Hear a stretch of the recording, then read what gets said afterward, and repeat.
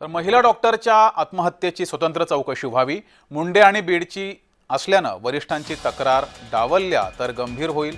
सातारा प्रकरणावर धनंजय मुंडे यांची Facebook post समोर आली आहे। मुख्यमंत्र्यांना पत्र पाठवणार असल्याचंही या पोस्टमध्ये धनंजय मुंडे यांनी म्हटलंय।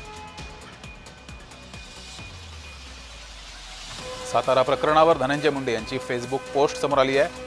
महिला डॉक्टरच्या आत्महत्येची कसून चौकशी व्हावी असं या पोस्टमध्ये म्हटलंय।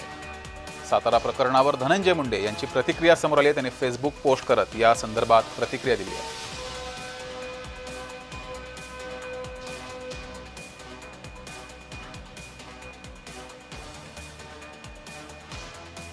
अधिक माहिती घेऊया, आपले प्रतिनिधी प्रकाश शिंदे आपल्या सोबत जोडलेले आहेत।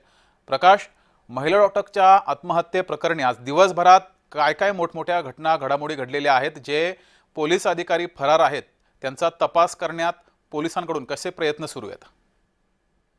नक्कीच जगदीश, गेल्या काही दिवसापूर्वी, गेल्या 15 दिवसापूर्वी साताऱ्यामध्ये ही दुसरी घटना आहे। साताऱ्यातील घटनेमध्ये जे फलटण पोलीस फलटणमध्ये जो प्रकार घडलेला आहे तो खरंच दुर्दैवी घटना म्हणली जाईल।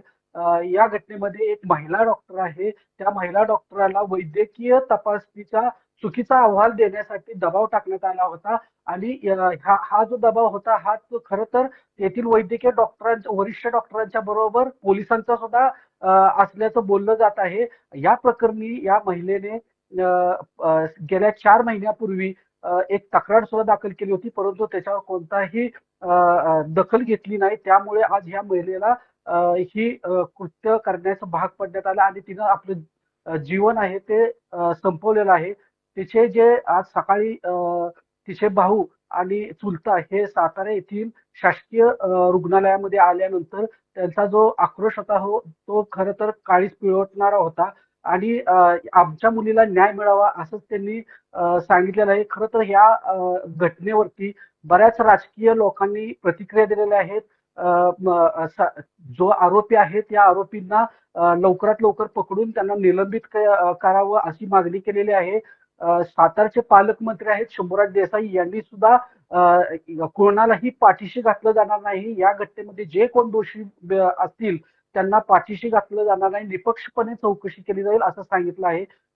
जे सातारचे एसपी आहेत तुषार दोशी यांनी सुद्धा जरी आमच्या खात्याची कुठल्याही अधिकारी असतील त्यांना पाठीशी घातलं जाणार नाही आणि नक्कीच हा जो तपास आहे तो निष्पक्षपणे होईल असं सांगितलं आहे। जगदीश,